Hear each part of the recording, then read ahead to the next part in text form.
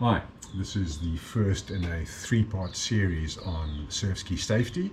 So 101 on stability, 102 on kit and boat setup, and 103 on communication. So if you're an experienced SURFSKIer, I suggest you skip this video and jump straight ahead to 102 and 103, with the exception of hanging around to find out who the other contender is for the Miller's Remount record.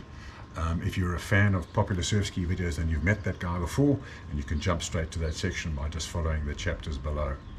So we'll explore stability against the backdrop of my own experience, where I seem to have had a knack for getting myself into trouble on a regular basis, to the point where I ended up being rescued in Hurricane Alley in extreme conditions. And even after that rescue, I've continued to get myself into trouble. We start by looking at the four Fen SURFSKIs, their width and their seat height, and how those two factors together impact what I term rocker and rollover or capsizing tendencies. We then look at generic and situationally specific stability. We move on to explore the physiology of balance, and particularly how that sets limitations for older SURFSKIers like myself. And then we end off by looking at the two most important aspects of stroke for prevention, being the brace and the wallow recovery stroke. So what does a guy who's been doing downwinds for only 2 years really know about stability, boat setup and safety overall? Well, there are few guys who have made as many mistakes as I have, with serious consequences. I think I hold the unofficial record for the most number of remounts done on a single Miller's run. Neil McDonald was with me on this particular run. We estimate 40 remounts in total. There were 26 caught on my GoPro before the battery ran out. My fourth remount, I was in the water for 9 minutes. It took me 11 attempts to get back into the ski. So that's happened. Number two, I've been rescued in Hurricane Alley.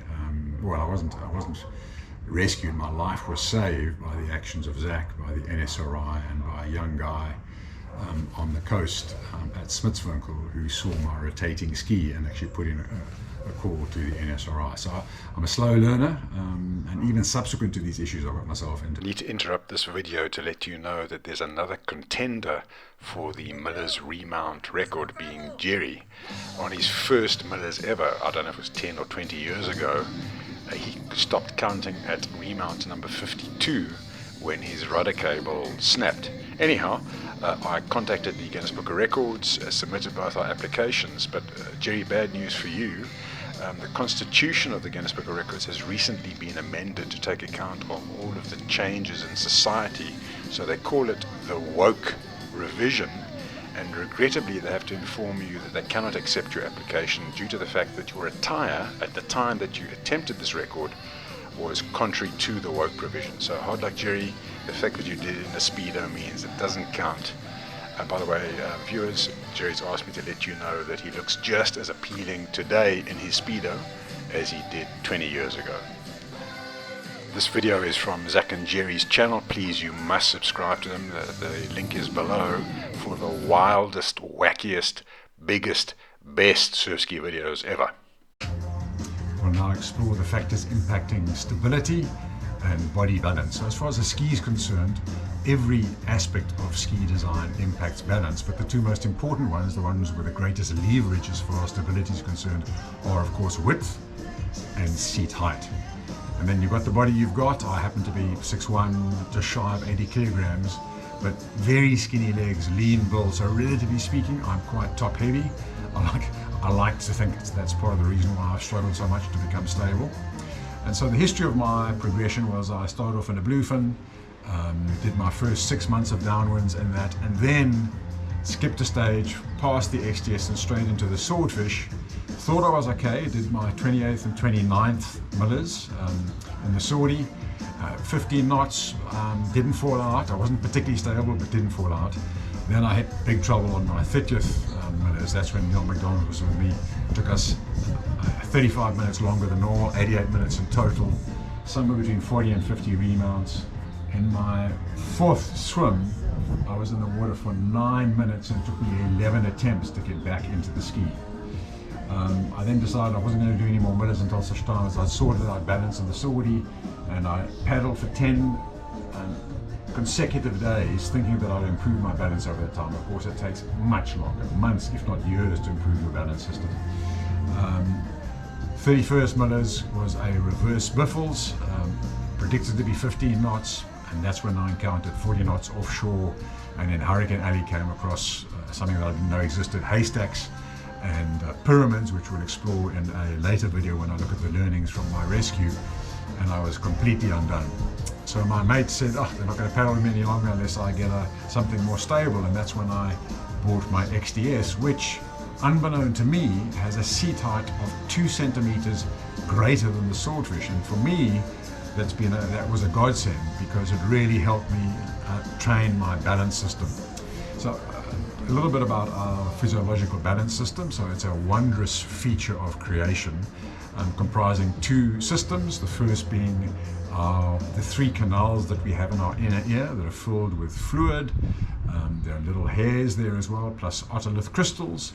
And then you've got your kinesthetic system, which is the body's ability to perceive the position and orientation in time and space of our limbs. So those 2 systems combine into our balance system, which I have been training for the last 8 months, 9 months in my XDS. And my theory is that the way in which this has happened is that because the XDS has a seat height that is 2 centimeters higher than that of the Swordy, it has a greater, what I call, wobble factor. So wobble is the lateral stability of the ski as you sit in the water. My XDS has a greater wobble factor than my Swordy. My Swordy feels stable, whereas my XDS, because it's wider, doesn't roll over as easily, whereas the Swordy tends to roll over without warning. And my theory is, over the last 6 to 8 months while I've been using my XDS, is this constant wobble factor has actually been training my balance system. Of course, the bad news for us older guys is that as we get older, our balance system deteriorates over time. It becomes less robust. It's less able to learn. It's less able to lay down new neural muscle tracks. And so guys started late in life like me, very unlikely to become competent and an elite. So I've now got 3 skis. My Swordy, which is my preferred ski, that's the one I'm hoping to do my 45 minute millers in over the next couple of years. I use that up to 30 to 35 knots if the conditions are clean. If the conditions are not clean, or if they're extreme, then I use my XDS. I seldom fall out of it, and that's an important factor because it gives me a much higher degree of confidence. I'm less anxious, I'm more calm, and that psychological calm is a huge factor in our overall safety and stability. I think everyone other than a sociopath or a psychopath is going to feel a degree of nervousness when they're out there and the conditions are tough. And then I also have an elite ski at 43 centimeters wide, which I use only on flat water. I will never take that thing out into the open ocean. If you ever see me taking it anywhere near the sea, you have my permission to drag me off to Falkenberg. If I refuse, shoot me on the spot. I will never become competent. Flat water and the open ocean are completely incomparable. And I can handle that elite on the flay in 15 to 20 knots when they're sideways waves of this height. But I wouldn't last more than 5 minutes, even on a calm day in False Bay, because the open ocean has a myriad of swells coming from multiple different directions that cause instability way beyond anything that you're going to encounter in flat water. So I guess my concluding message is there's really no such thing as generic stability. You need to be situationally specific stable in your ski. You need to ensure that if the conditions get tough, then you can remain relatively stable, and if necessary, you can do a remount. My intention was to end off this section on stability with a subsection on capsize prevention with the brace stroke and recovery from a wallow position. But I realized in retrospect that I really don't have the experience to be giving advice, so I need to validate what I was going to share with you. So let me do verification with a couple of experts first, and then I'll cover that topic in a future video. Even with the best preparations and the utmost precaution, we can still find ourselves in deep water and land in serious trouble, and that's when we need to ensure that we've got the right safety gear and we've got bulletproof communications, and those are the topics of the next 2 videos in the series.